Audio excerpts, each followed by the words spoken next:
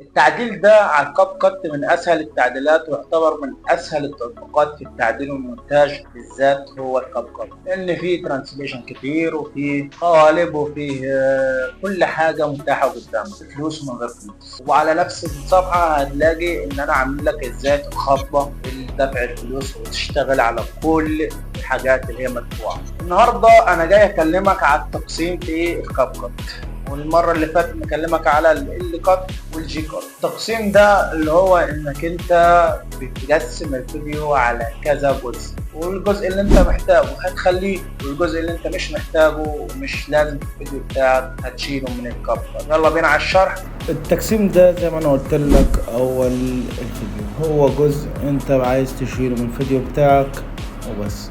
طب ازاي؟ انا مثلا اخترت الفيديو دهوت هعمل له دلوقتي تقسيم. تضغط على التيم لاين بيظهر عندك كلمة تقسيم وسرعة ورسوم متحرك والحاجات ده.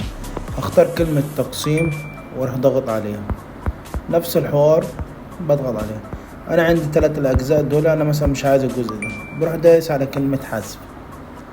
طب انا عايز ارجعه، فاروح ضغط على السهم ده اللي فوق وكده ارجع الجزء التاني. طب عايز ارجع الحاجات دي كلها زي الاول، هتضغط عليه برضو وترجع كل حاجة زي الاول. وبس كده اكون وصلت لنهاية الفيديو. متنساش تعمل اشتراك وتفعل زر الجرس وتعمل لايك وتصلي على الحبيب صلى الله عليه وسلم في التعليقات. سلام.